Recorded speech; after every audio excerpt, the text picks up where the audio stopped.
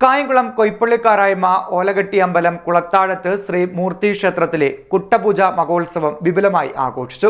നിരവധി ഭക്തജനങ്ങൾ പങ്കെടുത്തു.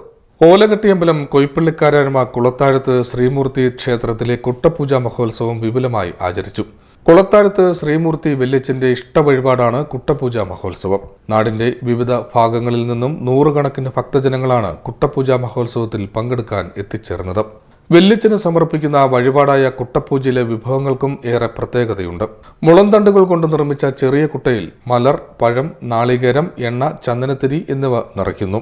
തുടർന്ന് മഹോത്സവ ദിനത്തിൽ രാവിലെ മുതൽ വഴിപാട് സാധനങ്ങൾ നിറച്ച കുട്ടയുമായി ഭക്തർ ക്ഷേത്രത്തിലെത്തി ക്ഷേത്ര ഭാരവാഹികൾക്ക് നൽകിയതിനു ശേഷം വൈകിട്ട് നടക്കുന്ന ദീപാരാധനയിലും രാത്രി 9 നടക്കുന്ന കുട്ടപൂജയിലും പങ്കെടുത്ത് മടങ്ങും. തുടർന്ന് രണ്ടാം ദിനത്തിൽ രാവിലെ 7 മുതൽ ഉച്ചയ്ക്ക് 12 വരെ കുട്ടപൂജ പ്രസാദം ഏറ്റുവാങ്ങുന്നതോടെ കുട്ടപൂജ മഹോത്സവം സമാപിക്കുന്നു.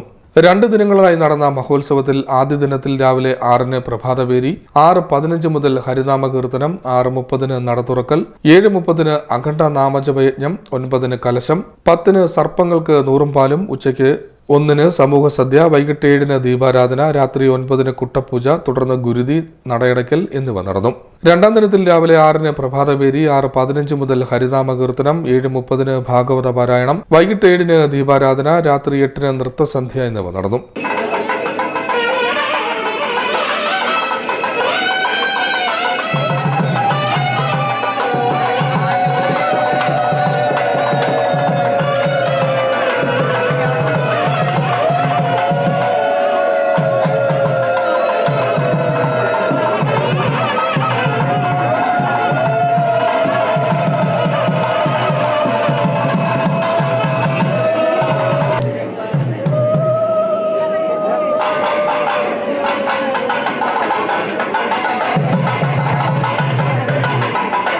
ചടങ്ങുകൾക്ക് president K Vijayan Unnithan, secretary R Vasudevan, joint secretary B Anoop എന്നിവർ നേതൃത്വം നൽകി.